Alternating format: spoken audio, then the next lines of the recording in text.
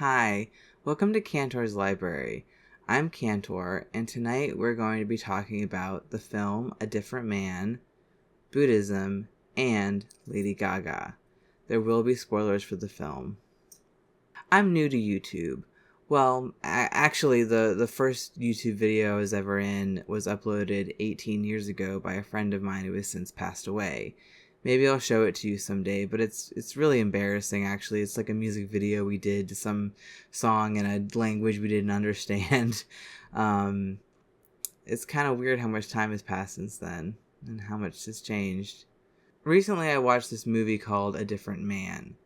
I'd seen the trailer for it, and then my friend James had texted me saying it was on like the top of his movies to watch list. And then the other night, boyfriend was doing homework for school, and I was on the couch, and I was like, oh, I'll just put a movie on while he works, put some headphones on so the noise doesn't distract him, and I watched the movie, and that was like a week ago. A Different Man was written and directed by Aaron Schimberg. It's about a man named Edward, who's played by Sebastian Stan, an actor who I actually have never seen in anything, despite the fact that I'm pretty sure he's been around in the acting world, being in movies and TV shows for a while now. So this character, Edward, has a medical condition that has led to some enough disfigurement of his face that strangers often stare at him or make comments or laugh, and he also is a really reserved, shy, not very confident kind of person. Around the time that Edward gets an attractive new neighbor, who her name's Ingrid, and she's played by Renate Reinsve, who won Best Actress at Cannes in 2021 for The Worst Person in the World. So she moves in next door, and they get to know each other a little bit, and he's obviously attracted to her. And around the time that happens, Edward's doctor guides him towards possibly signing up for a drug trial, which Edward does eventually do. That it's experimental new drug, so results aren't guaranteed, but it's possible that it could lead to a reduction in the effects of Edward's medical condition, which is something that he wants because he feels kind of held back by his appearance. The movie gets very odd and strange and creative from there. It's very Charlie Kaufman, in my opinion, especially in the way that it plays with what's actually real and what's actually fantasy happening here. Though maybe not as dramatically as Kaufman usually does in his films that he writes. Edward's drug trial does prove successful, so dramatically successful that all signs of his medical condition vanish, and he adopts a new name, Guy. Very appropriate, because now he just looks like any other guy, and then he just goes about his life. And eventually we meet a new character named Oswald, played by Adam Pearson. And Oswald also has some kind of medical condition similar to what Edward had. But he's also everything Edward isn't. He's confident. He gets along with people and has lots of friends. He has money. And so there's a tension now when Oswald shows up between Oswald and Edward, now living as Guy. I first read this book when I was 23 and was pretty new to Buddhism. It's called What the Buddha Taught, and it's written by Walpola Rahula, who is a Buddhist monk and scholar, who I've actually never really heard much about what else he's done besides this book. Not that I've really researched him, but I've just never come across his name in other places. The book was written in the 50s, so it's quite old at this point, but I think it does a really good job of explaining some of the core basic beliefs of Buddhism, especially in a way that's accessible to people who aren't familiar with the concepts already. Flash forward to today, and I've been calling myself a Buddhist for a decade, and I still reread this book every couple years, maybe even once a year sometimes.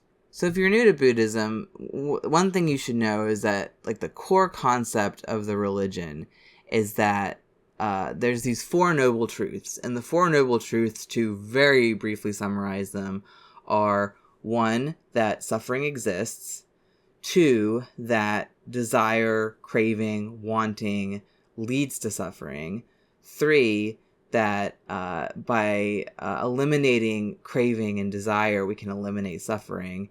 And 4, that there's a Noble Eightfold Path that provides guidance on eliminating desire and craving and wanting that leads to suffering, and hence getting rid of suffering. Caveat here, I am not a Buddhist teacher. I am a enthusiastic layperson.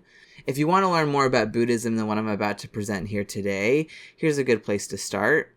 That website will guide you through a few different concepts and lead you to some good places to get more authoritative information than I can provide as a layperson. But the 4 Noble Truths aren't what I'm here to talk about today. What I want to talk about is how Buddhists and Buddhism conceives of the idea of a self. Like, who am I? Who are you? How does Buddhism define these things? And I'm thinking about these things because what I really got from the movie A Different Man was a kind of creative, exploration of what it means to come to terms with and to like oneself, to make peace with who you are instead of constantly striving in painful ways to be something that you're not. Both before and after his successful drug trial, Edward is in a state of constantly wanting to get away from himself, to the point that he even, adopts a new name after he goes through the drug trial and his appearance changes. Before the drug trial, he wants to be rid of, the way he looks, and once the drug trial takes care of that, he celebrates. But then something strange happens where he runs into Ingrid years later. Now, Ingrid thinks that Edward is dead for plot reasons. Kind of complicated. I'm not going to go into it in detail. But now, sometime in the future, she's written a play about the Edward she knew, who she believes is dead. And Edward, now living as Guy, auditions for the role and gets the part. By wearing a mask that was a 3D printed representation of his old face that he got from the doctor who was doing the drug trial. So he wears this mask and he takes the role of himself in Ingrid's play about her not realizing that he is him.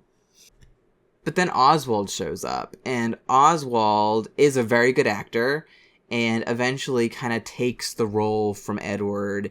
And at this point, Edward, now losing the role of himself in a play about him, and also losing his relationship with Ingrid, who he's been sleeping with, he panics. He puts on that mask of his old face and starts wearing it constantly. He starts imitating Oswald's English accent, and he starts trying to force himself to behave in this confident way that Oswald does very naturally. But on Edward, that forced confidence just leads to him behaving very strangely, to the point that he loses his job. Yeah, so now everything is become a mess for Edward, and eventually he storms the stage of Ingrid's play while Oswald is performing as Edward, and the real Edward storms the stage screaming, "I'm Edward, I'm Edward, I'm Edward." So I watched this movie and I absolutely loved it. I even texted my friend James, and I sent him this text that said, what did I send to him? Dude, I'm 45 minutes into A Different Man. This might be the best movie I've ever seen, and that's only half a joke. And I felt that way at the end of the movie, too. The film ends with Edward finally seeming to accept himself. He is kind of reserved. He is rather shy. He is rather cautious. And by the end of the movie, he stops trying to force himself to be something other than that. And the movie ends with him having a dinner with Ingrid and Oswald, where they're all kind of reflecting on their lives. This is years in the future. And they're having a great dinner. And the movie ends on Edward smiling and laughing and having a good time, because he seems to have made peace with himself. So then, what do Buddhists say about the self? Well, in Buddhism, the self is seen as nothing more than a very persistent illusion. if it's such a common illusion, though, like where does it come from? Like why do people have this persistent sense of a core self that stays with them through the years if it's not real? Where does that come from? Well, per our friend Rahula's expertise, we have there are 5 aggregates that make up a being. There's let me find it. There's the aggregates of matter, sensations, perceptions, mental formations, and consciousness. These together summarize all the components that come together to make a being that has a sense of self. But, he also writes, what we call a being or an individual or I is only a convenient name or a label given to the combination of these 5 groups. They are all impermanent, all constantly changing. To put it another way, among these aggregates that create a whole being, there's nothing in there that is as truly constant, persistent, and everlasting as the inner sense of self that we have as we go through life over the course of years. We tell ourselves, well, I'm me. I was me when I was 5. I was me when I was 10. I was me when I was 25. But among these aggregates, there isn't anything that you can point to specifically and say, that is the thing that has persisted over these 25 or more years of my life that I have been calling me. Now, if that explanation doesn't ring true for you or sounds confusing or nonsensical, that's fine. This is one interpretation of what a self is among many that exist in the world. I'm not presenting this information to try to convince you of anything. I'm just presenting it as factual information about what Buddhists believe. And through presenting that information, I hope to kind of get to some new perspectives on what it means to have an I, a me, and what it means to like that sense of self that you have about yourself. I have an old photo of me that is my favorite photo of me ever. Let me find it. Where is it?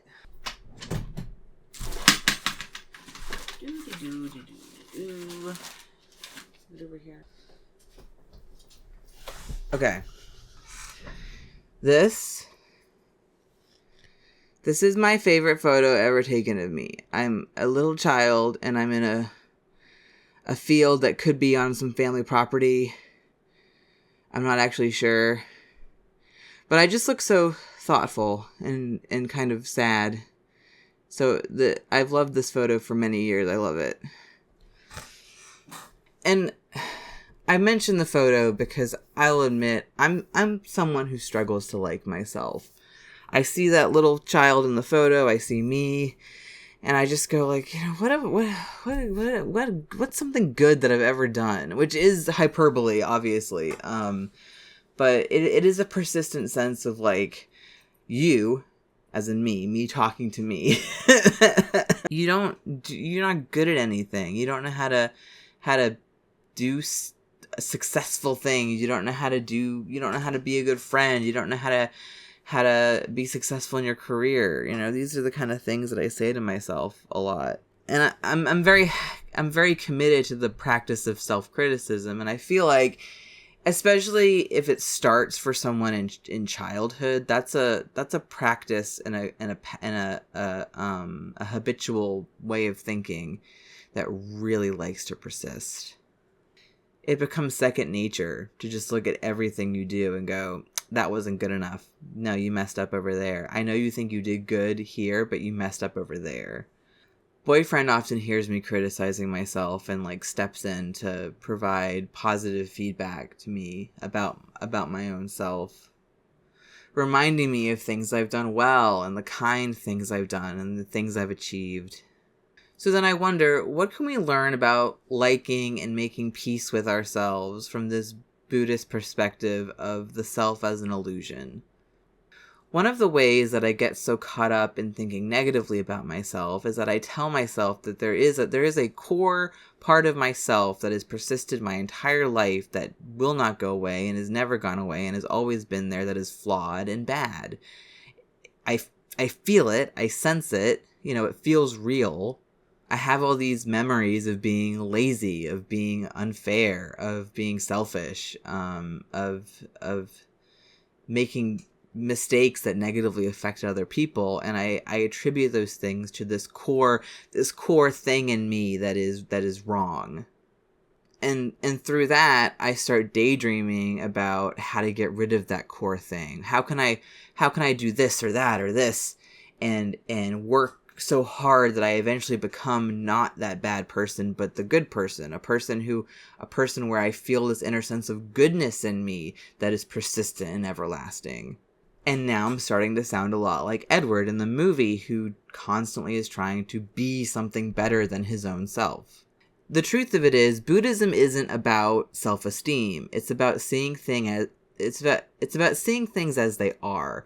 It's about seeing what we label as bad and what we label as good, and getting past the labeling our brain does and seeing things exactly and only as they are. Bad and good are concepts that we've come up with in our minds to label things, rather than being intrinsic qualities of people or entities or organizations, to say. But now I know I'm starting to sound rather metaphysical. Rahula, in his book, makes this point, very important point, that there are two kinds of truths in Buddhism. There's the conventional truth. And in conventional truth, I am me, you are you, and sometimes we have to talk about things, and sometimes we disagree, and sometimes we argue, and sometimes we're best friends. And then there's also the ultimate truth, the truth where the label I, the label you, the label bad, the label good are just concepts, and that things are only just what they are and are not those concepts. Personally, I think of this idea that this concept of me that I have in my head as being kind of just a concept, just an illusion, not the truth of things, is rather freeing, because it allows me to see that this idea that I have of myself as this perpetually, always flawed, never redeemable person is an idea in my own head. And anyone can choose to make their idea of themselves in their mind about their accomplishments or about their flaws or about a synthesis of both. And I'm not arguing for, ignore your flaws and think only about the good things you've done and create some kind of inflated sense of self where you are perfect. That's not a solution. That just leads to arrogance. But I think there's a way of seeing the self as I'm just a bunch of emotions and decisions and memories. But I'm not, there's nothing so persistent in the core of me that is always, always bad and never, ever good, or mostly bad and rarely good, I'm just a being making decisions and getting through life like everyone.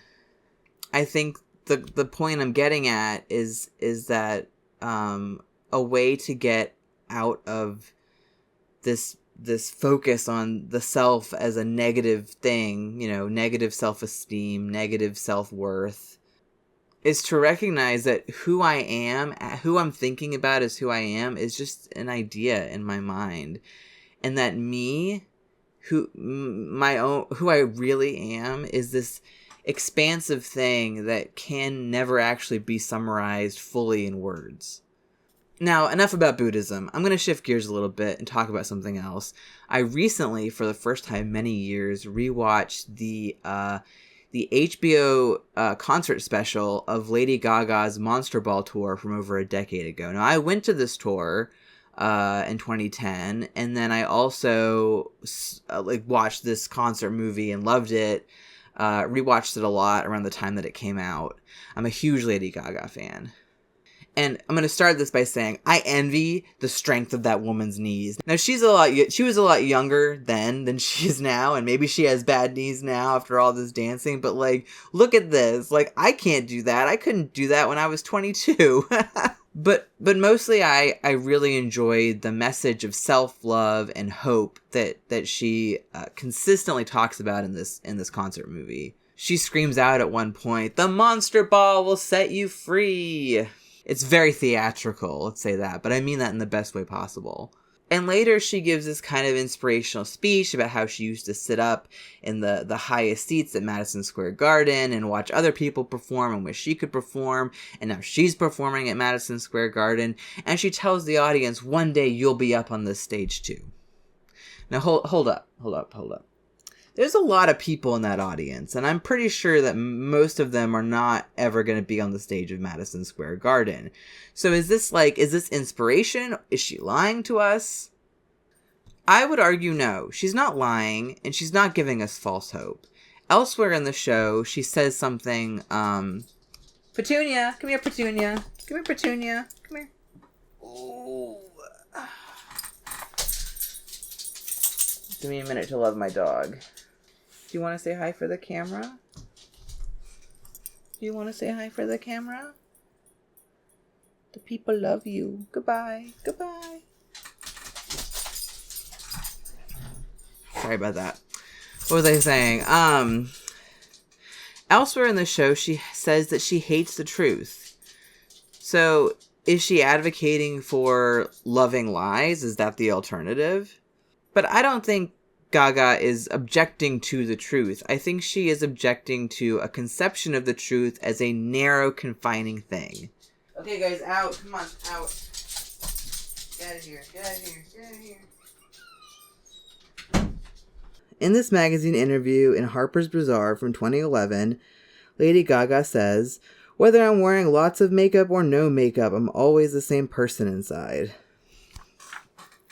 And in this magazine profile of her from Rolling Stone, also in 2011, the article ends with this paragraph. Where is it? I can't help thinking about a moment in Newark as she headed off stage.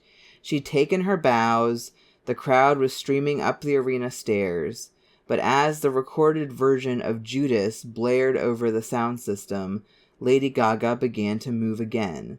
On the far right side of the stage, in view of only a dozen or so straggling fans, she kicked up her stripper boots, dancing harder than she had all night.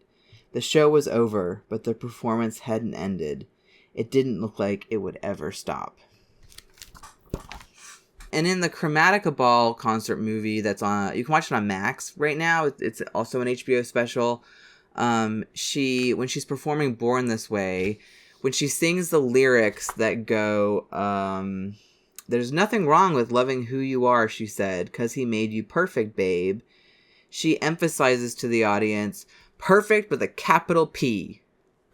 What I think Lady Gaga is getting at is that the truth can be so much more expansive than what may be at first obvious or what other people say the truth is. She performs on stage, and that's part of her truth. She performs off stage, and that's part of her truth. She wears a lot of makeup. She doesn't wear a lot of makeup.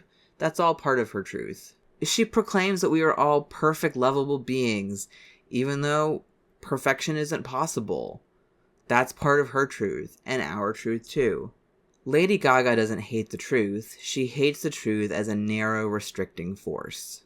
She loves the truth as a wondrous, multifaceted idea that can mean many, many things at one time. It's an attitude not completely unlike what's taught in Buddhism, that your conception of yourself is very narrow compared to the truth of all the things that you actually are.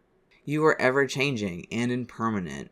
No summary of you can ever be truly the whole truth. There's always more to the story. At the very end of A Different Man, the camera places itself directly in front of Edward, from the perspective of where Oswald is sitting across from him at dinner. And Edward smiles and laughs, and we hear Oswald say, what does he say? We hear Oswald say, "My friend, you haven't changed one bit." And then the film ends. But of course Edward has changed. He underwent a dramatic medical procedure that changed his appearance, and through a lot of strife, he finally found a way to accept himself. And also, of course Edward hasn't changed, for he is only what any of us can ever be, which is exactly who we are right now. We change, we grow, we shift, we stagnate, we create joy for others, we cause pain for others. By changing, we are always the same. By staying the same, we are always changing. Looking at this photo of myself again, this one. That's me. And this is me. Always ever shifting. I hope you're kind to yourself today, whoever you are and wherever you might be. Thank you for joining me in my library and listening to me ramble on. Until next time.